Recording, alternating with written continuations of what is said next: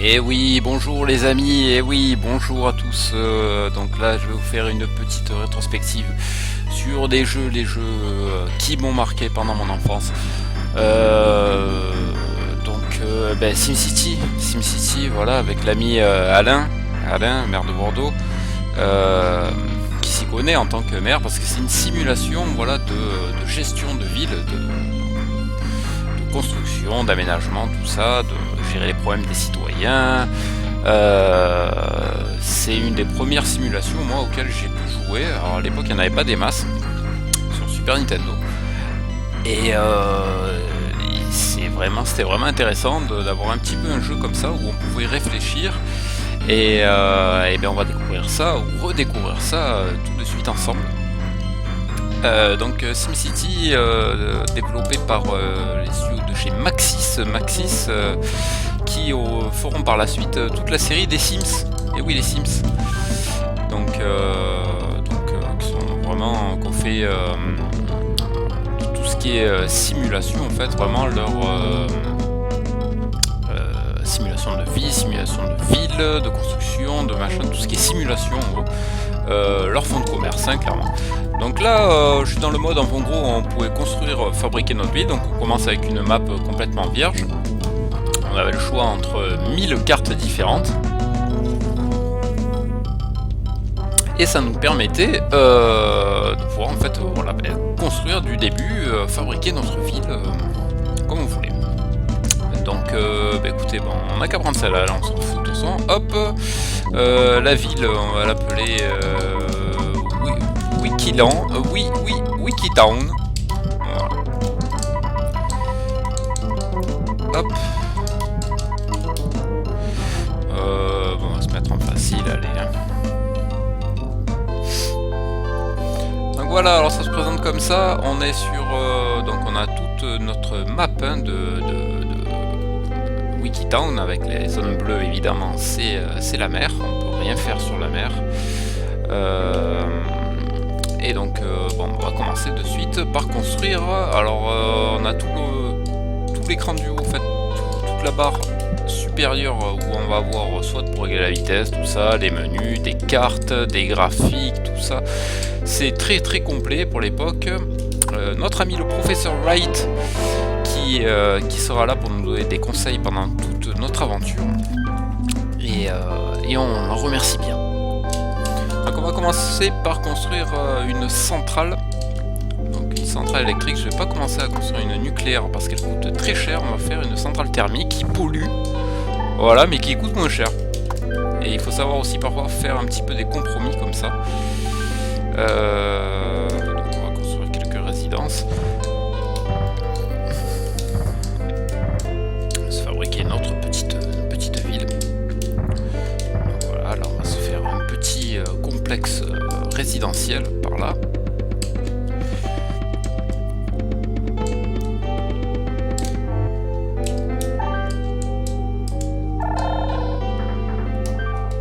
Donc on va raccorder nos résidences à la centrale.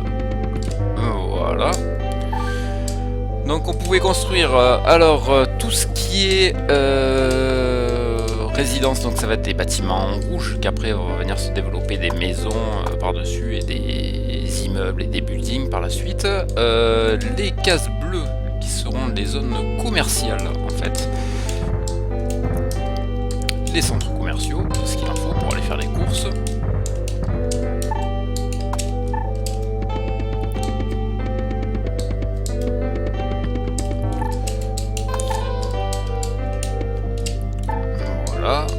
On va se mettre un petit poste de police pour calmer les ardeurs criminelles. Une petite caserne de pompiers. Voilà. Au cas où on aurait des petits incendies. Et on va faire un peu des industries. Alors les industries, on va les faire plutôt de ce côté-là. Ou de ce côté-là. Peu importe. Parce qu'il ne faut pas les mettre trop proche des habitations, parce que sinon après ça va vite commencer à partir en cacahuète complet. Ils vont se plaindre et il y a la pollution et c'est la merde, machin.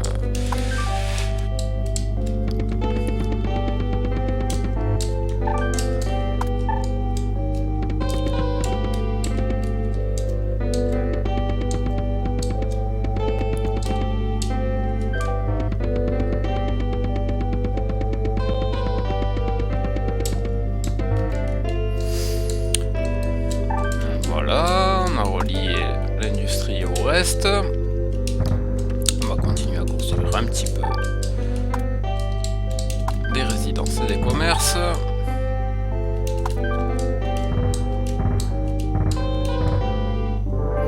Et on a déjà 2000 habitants dans notre ville. Vous voyez les petites maisons blanches qui commencent à se construire les unes après les autres. Alors, pourquoi j'utilise que des voies ferrées? Alors les voies ferrées coûtent 2 fois plus cher que les routes. Cependant, elles ne polluent pas et ne créent pas des problèmes de circulation. Problèmes de circulation qui vont être généralement très fréquentes parmi les revendications de nos concitoyens. Vite casser les couilles en gros parce que il y a des bouchons, ça pollue, ça pue, on ne peut pas circuler, c'est la merde. Donc on va plutôt construire des voies ferrées. Les voies ferrées finalement ça convient à tout le monde, ils s'en plaignent pas. Et en plus c'est écolo. Voilà. Donc au niveau de l'agencement des bâtiments, il y avait plusieurs moyens de le faire, plusieurs techniques plus ou moins avancées. Ce système de blocs comme ça par 9 est très pratique parce qu'il permet en fait, pour qu'un bâtiment se développe, il doit être mitoyen d'une voie d'accès, donc enfin d'une voie circulable en tout cas, soit une route, soit une voie ferrée pour commencer un peu à se développer et être attractif. Et donc en fait ce système comme ça, d'entourer sur la périphérie tous les bâtiments est très pratique car ça permet de toucher tous les bâtiments pour qu'ils puissent se développer. Ça fait un peu le système de blocs à l'américaine quoi. Et c'est pas mal du tout. Donc là, au niveau de l'indicateur que j'ai en haut à droite de l'écran, on me dit qu'au niveau des résidences, ça va, il faut que je me calme un peu. Par contre, que je crée plus de commerce et d'industrie. Alors parfois, entre le moment où je le fabrique et le moment où ça commence à se refléter, comme il faut que les bâtiments se développent, il faut attendre un petit moment. Il faut attendre un petit moment. Je vais continuer un petit peu sur les industries. Hop, hop, hop.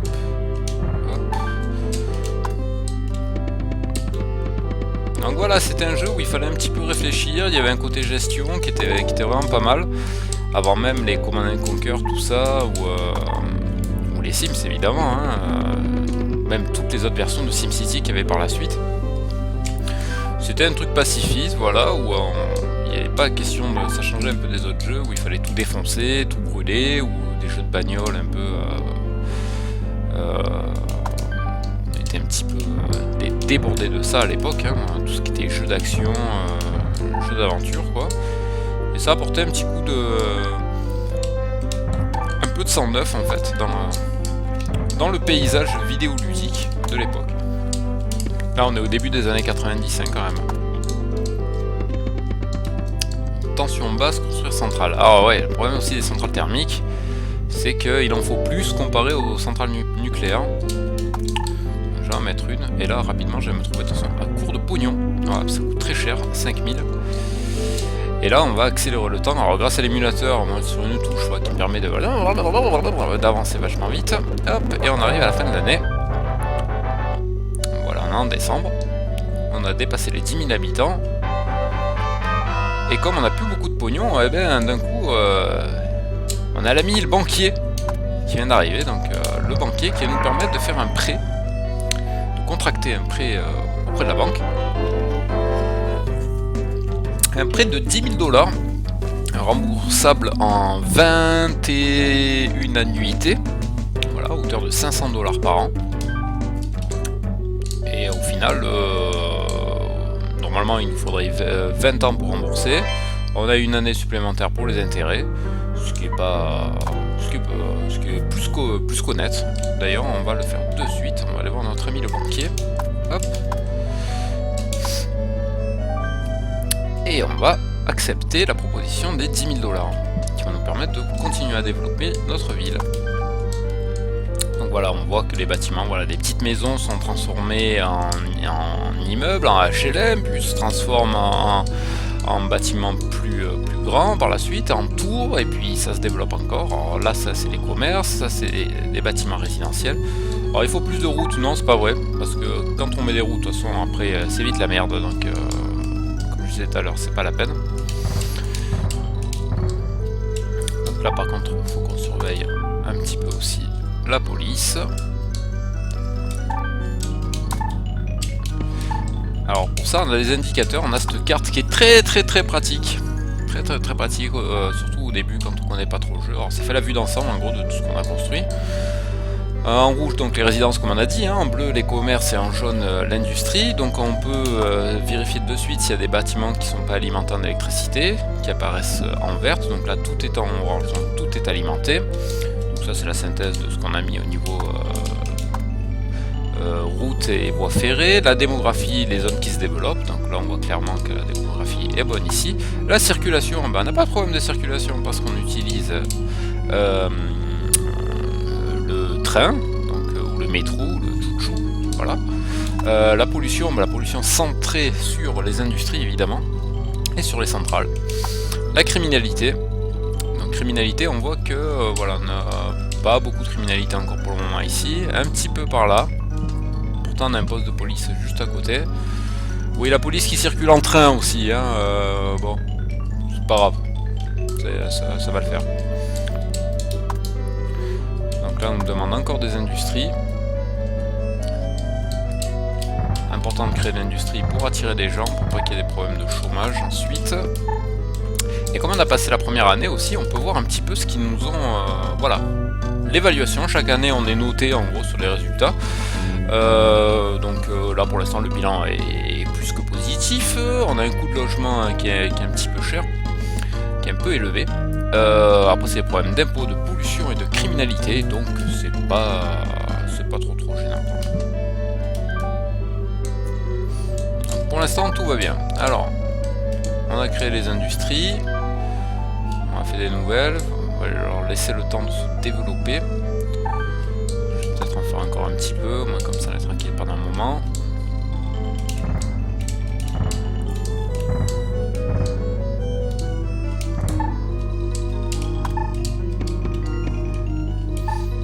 Donc là tout est connecté à une voie juste à côté, donc ça va leur permettre de pouvoir se développer. J'ai mis l'électricité. Je vais continuer à fabriquer des résidences pour faire venir de nouvelles personnes et pour pouvoir leur prendre un peu plus d'argent à la fin de l'année.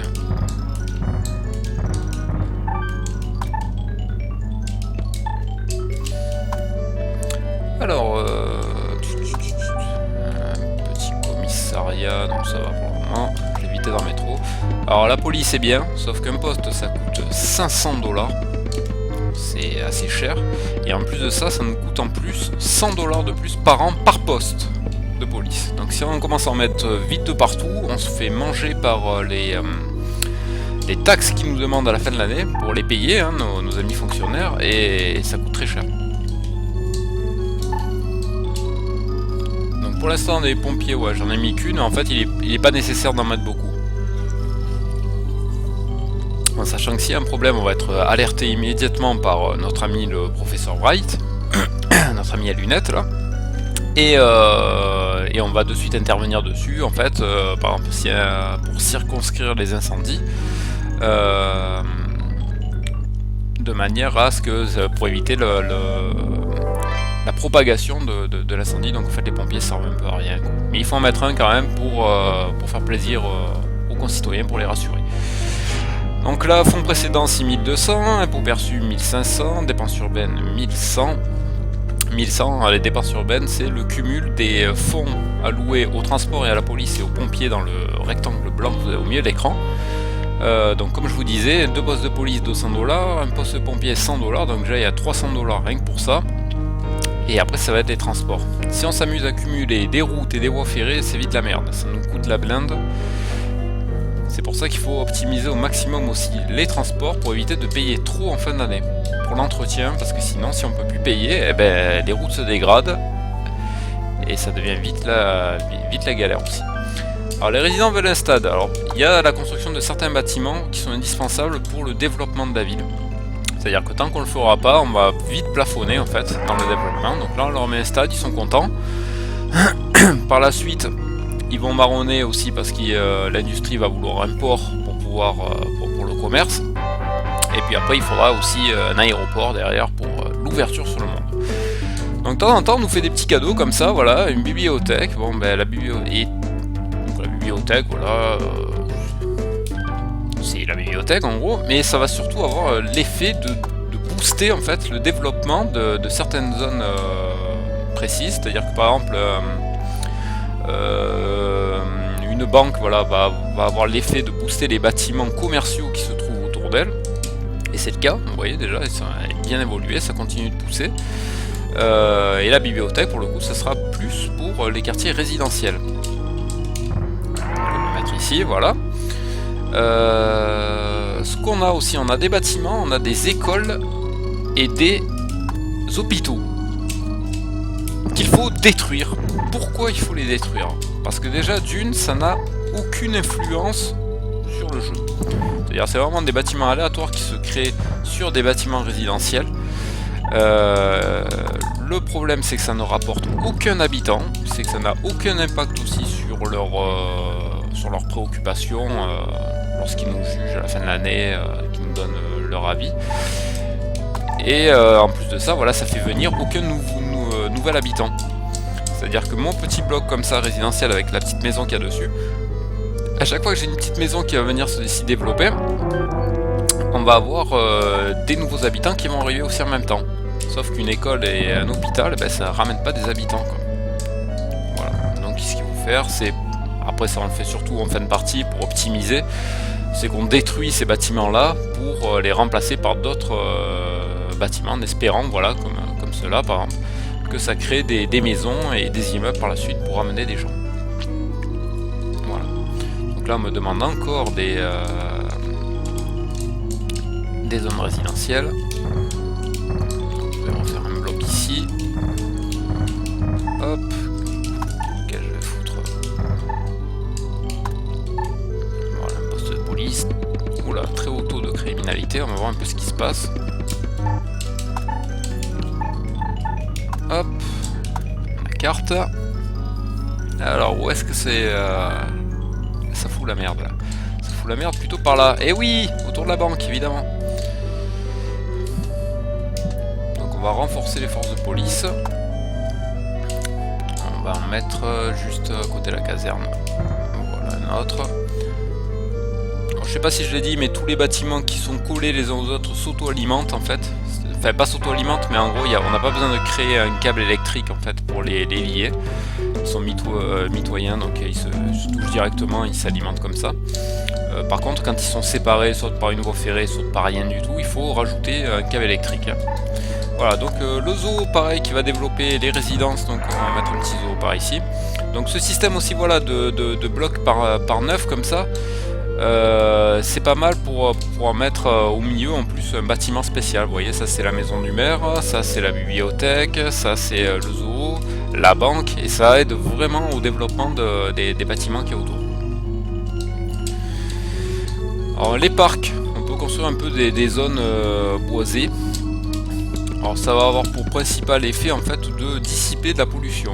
Donc moi la pollution dans le secteur de gauche ici, où j'ai que des résidences et des commerces, j'en ai pas. Parce que comme j'ai pas de route en plus, j'ai pas de problème de pollution.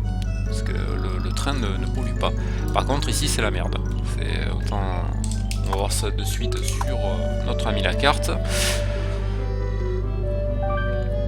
Donc la criminalité, ça s'est un peu calmé. Mais c'est encore un peu la merde ici. Alors vous voyez, pourtant les postes de police, j'en ai foutu là, j'en ai mis là, il y en a un là, mais bon voilà quoi, dès qu'on s'éloigne un peu de 4-5 cases, ça y est, ça redevient la panique. Et ça coûte un peu cher quoi. Et donc je voulais voir la pollution, c'est ça que j'étais venu voir au départ.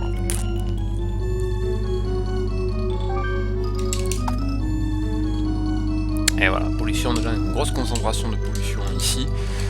Donc là les gens se plaignent, mais bon, dans l'ensemble ça va parce qu'ils sont assez éloignés après des habitations, tout ça, c'est pas tout mélangé. C'est plutôt pratique. On va voir juste si ça réévolue. Je vais quand même en refoutre un juste ici. Après, donc on est au budget. Donc il nous restait plus que 42 $, on repasse à 1500 $ grâce aux impôts qu'on a perçus. On va rester à 7%, parce qu'après augmenter ça fera fuir la population évidemment. On accélère un peu pour passer en janvier, voir les préoccupations de nos amis. Alors là on est passé, déjà ça sent un peu la merde parce qu'on est passé en dessous des 50%. Donc on nous reproche essentiellement comme problème les impôts, la pollution et la criminalité. Donc la pollution, on va essayer d'éloigner un petit peu les industries davantage. Les impôts, ça par contre je vais pas pouvoir baisser parce que sinon ça va être vite la merde. La criminalité, je vais calmer de suite par contre la criminalité. Créer un complexe commercial ici.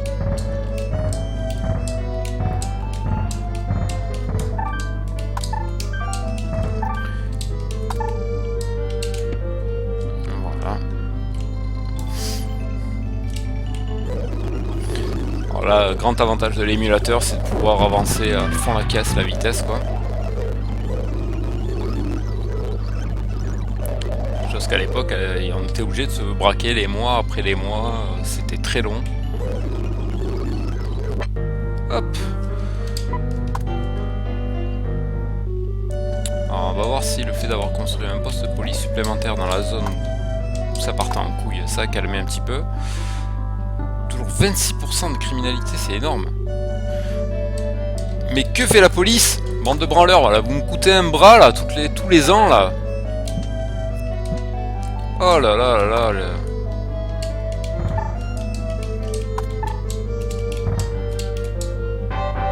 Ah ben voilà, un QG de police, ça va faire du bien, ça sûr. Ça va vite les calmer. Alors par contre je vais pas l'utiliser parce que ici, parce que normalement c'est pour développer vraiment, ça a un effet justement pour booster les structures autour, sauf que pour l'industrie c'est pas vraiment nécessaire parce qu'elle se développe déjà super rapidement.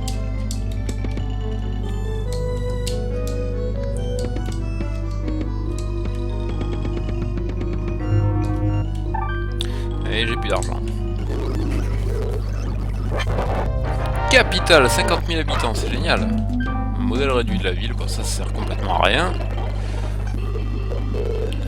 Août, septembre, octobre, ah voilà, ça y est, ils commencent à me réclamer le port. Alors, par contre, ils vont l'attendre pendant un petit moment parce qu'un port c'est 5000 $. Et il va me falloir au moins 3 ans d'économie, 3 ans et demi pour pouvoir l'acheter. À savoir que si j'augmente encore les impôts, ça va être la panique générale.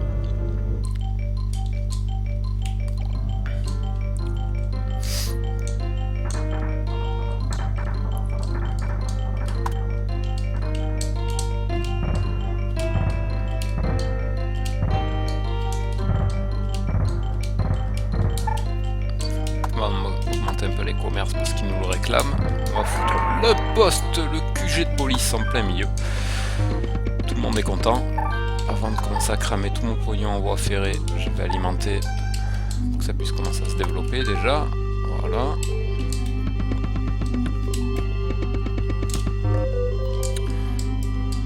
Voilà, ça, il me reste un peu d'argent pour alimenter aussi. Ça, hop. 56 000, 56 000, 57, 57 000, voilà, on tourne à 57 000 pour le moment, on redescend un peu. 1500 $. Tant que je ne construirai pas le port, je ne pourrai pas avancer davantage dans le développement de la ville.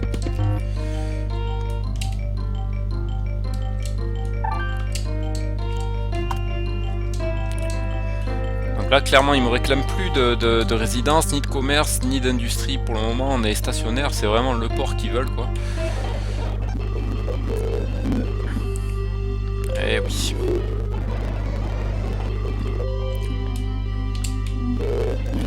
Donc là, on va faire passer 2-3 ans, vite fait, pour leur construire leur port. 2400. Comme on a perdu des habitants pendant l'année, on va attendre que ça remonte un peu.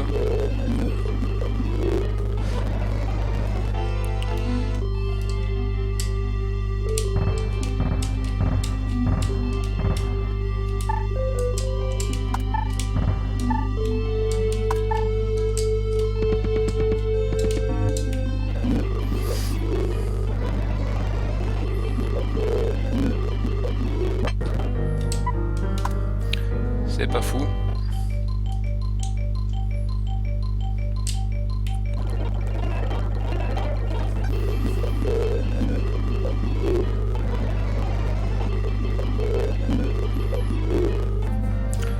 Bel effet yo-yo quand même. Eh oui, mais alors je peux pas consommer de l'argent. Parce que j'aimerais bien économiser pour acheter le putain de port. Normalement, à partir de l'an prochain, c'est bon. Si je perds pas trop de population. On est en juin, juillet, août, septembre, octobre. Et voilà, on peut acheter le port. Voilà, normalement, à partir de là, ils vont commencer un peu à arrêter de me brouter. Alors le port, encore une fois, on va éviter de le mettre trop près de... Voilà, je vais le mettre par là.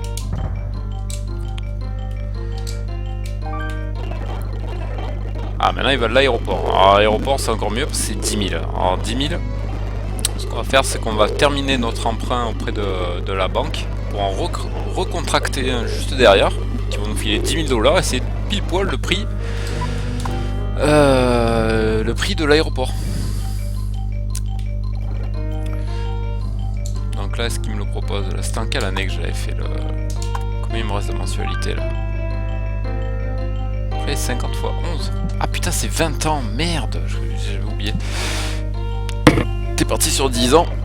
Mais là, pour un moment, hein, il faut attendre un peu.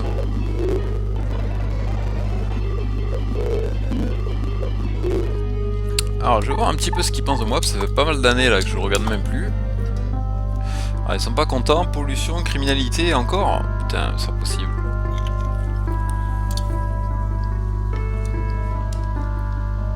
C'est la merde, hein.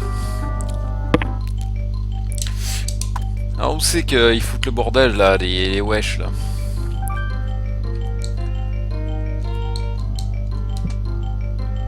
Et il y a des postes de police tous les 3 bâtiments là, comment c'est possible ça? Comment c'est possible que ce soit la merde? Regarde un peu la zone de couverture normalement là. Et ils font quoi eux là? Allez, travaillez bande de glandus là, ils me coûtent un bras en plus. Putain.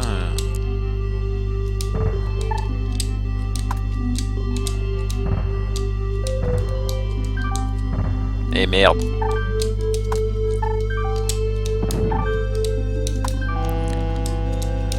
Le bateau, le bateau.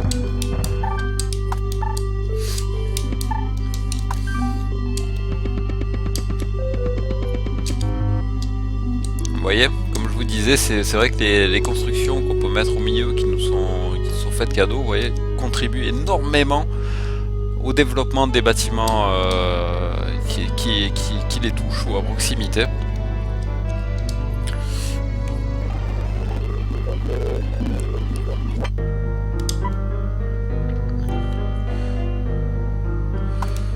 Il y a 9 postes de police et ils sont pas capables de calmer. Regardez, dans chaque bloc j'ai un poste de police là, pratiquement. Ah, parc casino. Alors dans les deux cas, ils vont me rapporter 100 $ à la fin de l'année en taxes. Donc ça fait plaisir. Bah écoutez, je vais prendre le parc d'attractions. Parc d'attractions que je vais mettre, hop, ici. Très bien. Donc chaque année, ça me rapportera 100 $ de plus pour mon budget de l'année. C'est sympa.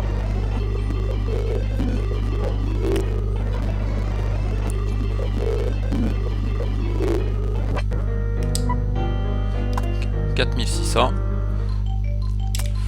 Voilà, bon, on n'ira pas jusqu'à l'aéroport parce que ça risque d'être un petit peu plus long quand même pour arriver aux 10 000 $. En sachant qu'il y avait un code qui permettait de tout débloquer. En fait, c'est même pas un code, c'est un bug du jeu en fait, lié à une corruption de mémoire en fait, où en paramétrant, en faisant certaines actions au moment de la fin d'année, où on paramètre les taxes qu'on accorde à chaque que ce soit pour la police, pour les transports, vous voyez l'écran à la fin avec les taxes et tout. Et ben en fait il y avait une manip à faire et en fait on faisait une corruption de la mémoire et on se mettait en fait 1 million $ de budget pour l'année qui suivait, quoi. Donc on pouvait évidemment construire tout ce qu'on voulait sans restriction. Évidemment, ça flinguait le jeu, mais c'était la possibilité de pouvoir faire une partie tranquille à l'époque, pouvoir construire vraiment ce qu'on voulait et surtout ne pas être bloqué par le temps, parce que vous voyez là par exemple, là je suis bloqué, tant que je peux pas construire mon aéroport, je peux pas vraiment évoluer dans ma ville parce qu'ils vont me le réclamer de plus en plus. Après c'est le dernier bâtiment un peu important qu'il faut construire comme ça, et ensuite on peut vraiment se consacrer rien qu'à l'amélioration des quartiers résidentiels, commerçants, industriels par la suite, quoi. Voilà les petits amis, bon bah écoutez, c'était la petite info, donc la petite rétrospective sur SimCity, voilà un jeu qui m'a beaucoup marqué moi quand j'étais gamin. Et il y a juste titre parce que c'était un très très bon jeu. Et je finirai avec un score négatif, voilà, donc non je ne suis pas fait pour être maire, voilà, Alain Juppé a encore des bons jours devant lui. Même s'il n'est pas président, mais au moins comme ça, bon, peut-être qu'en maire il se démerde mieux que moi, ça c'est sûr. Voilà, écoutez, je vous embrasse, merci beaucoup, et je vous dis à très bientôt pour notre jeu de légende, comme ça, et à très vite. Allez, salut à tous.